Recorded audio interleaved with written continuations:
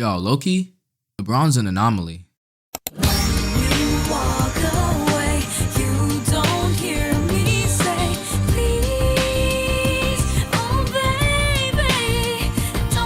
Because no man at the ripe old age of 40 years old who has been in the league for the past 22 years of his life should be nowhere near the top 5 list of MVP votings. Except for LeBron James.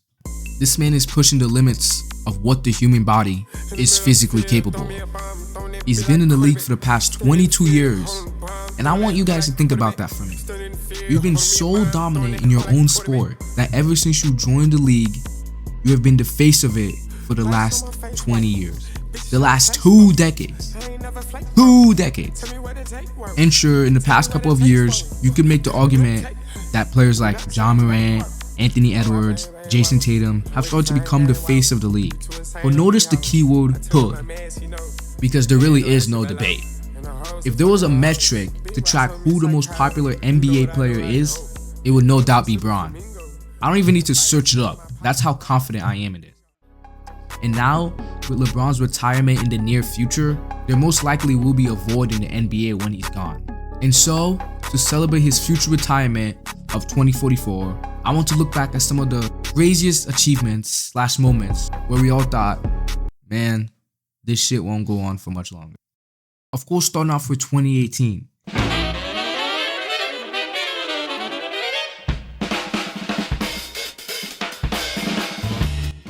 Bron during this time was the most complete all-around player in the NBA.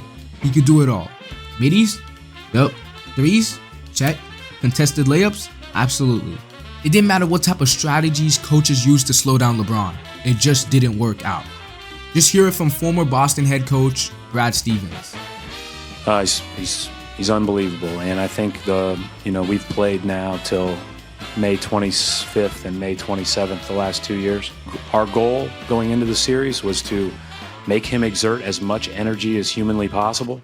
He still scored 35. It's a joke. And the thing about all of this is he did this while carrying the most sorry team to the finals. Something only LeBron himself has ever done, both in 2018 and 07. And Bron did all of this with actual comp. People like to shit on the East saying it's not as talented or as stacked as the West as a way to put down LeBron during this run. And that old statement simply isn't true anymore.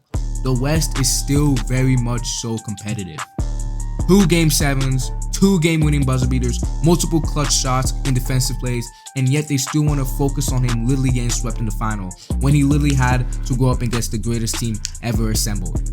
And even though LeBron might not have won the finals during this crazy run, it's still the most impressive feat in NBA history to carry a team like that to the finals at the age of 22 in 07, like I said before, and 35 in 2018.